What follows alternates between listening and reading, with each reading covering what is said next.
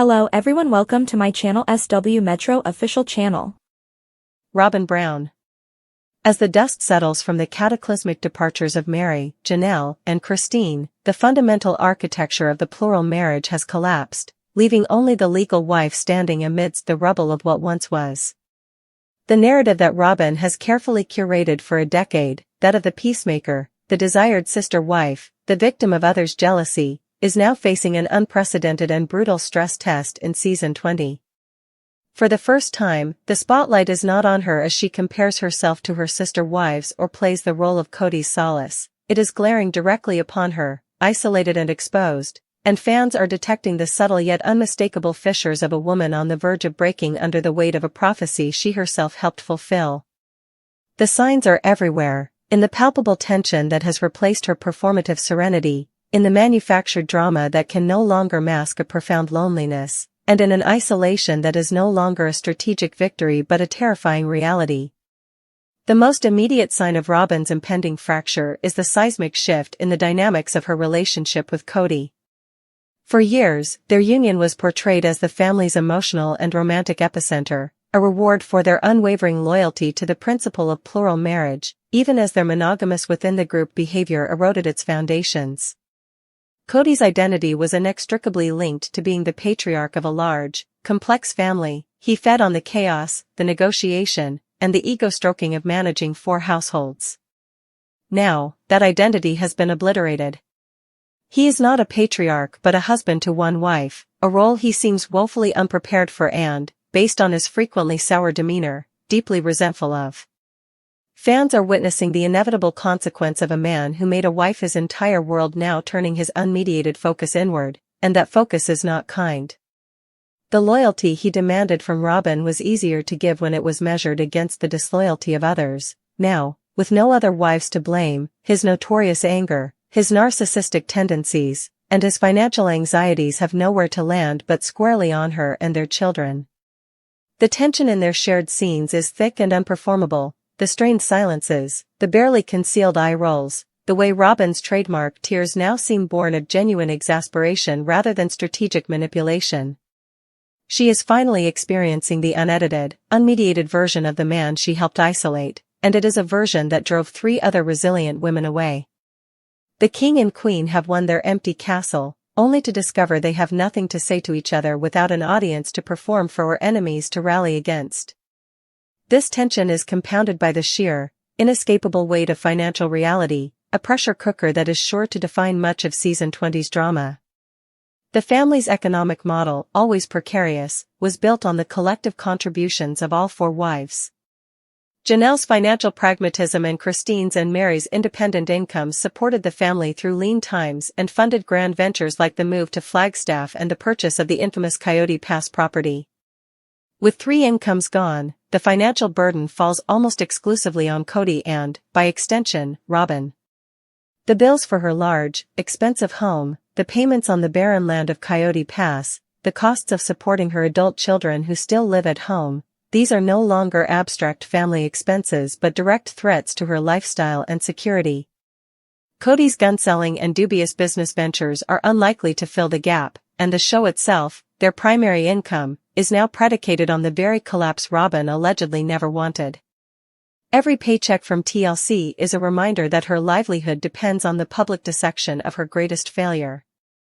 This financial stranglehold will force conversations they have long avoided. The dream of building on Coyote Pass, once a symbol of their united future, now stands as a monument to their folly and a financial albatross. Will they sell? Will they have to downsize? These are not theoretical questions but urgent crises, and for a woman who values security and material comfort above all else, this economic freefall is a potent source of panic that her tears cannot quell. Furthermore, Robyn's isolation is now complete and terrifyingly literal. For years, her home was the de facto headquarters of the family, the place where Cody spent the majority of his time and where other wives were expected to come for family events. This created a dynamic where she was always the hostess, the center of gravity, a position of perceived power. Now, there are no guests. There is no family to host. The phone doesn't ring with calls from sister wives coordinating schedules, it is silent. The holidays, once sprawling, chaotic affairs filled with children and competing traditions, are now small, quiet gatherings in her living room. This is the isolation she was accused of fostering, but experiencing its stark reality is a different matter entirely. Her older children, socialized almost entirely within this insular dynamic, have few connections to the extensive Brown family network that exists outside her home. The loss of her sister wives is also the loss of aunts, cousins, and a built-in support system for her children. The weight of being Cody's sole emotional outlet, his only source of wifely support, is an immense burden. She must absorb all his frustrations, his rages, and his disappointments with no one to share the load. The loyalty she demanded has rendered her alone with a man who is fundamentally unhappy, and the walls of her mansion must feel as though they are closing in. The outside world, in the form of the fandom and the show's producers, is no refuge but a source of relentless judgment, leaving her truly with nowhere to turn. Perhaps the most telling sign of her breaking point is the evident strain on her carefully crafted narrative. Robyn has always been a master of the victim narrative, skillfully framing every conflict in a way that absolved her of responsibility and positioned her as the misunderstood newcomer striving for acceptance. But with the departure of the other wives, that narrative has lost its antagonists and, therefore, its power. She can no longer cry about not being included when there is no one left to include her. She can no longer bemoan the lack of family unity when the family has dissolved. In her recent confessionals, there is a new, palpable sense of desperation. The tears seem more real, less calculated, born of a genuine fear that she is being seen for who she truly is, not the desired sister wife, but the catalyst of the family's demise.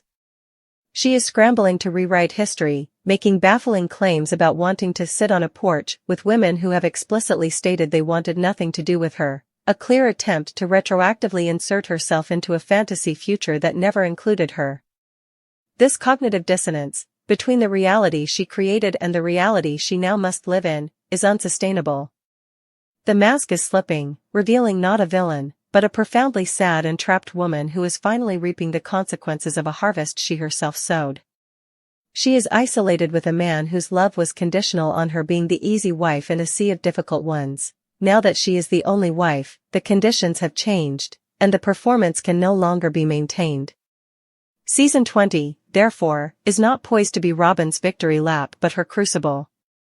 The tension with a resentful Cody, the suffocating financial pressure, the profound and absolute isolation, and the collapse of her personal narrative are converging into a perfect storm. The woman who once held so much sway over the family's direction is now a passenger in a vehicle careening toward a cliff, driven by a man who has lost his way.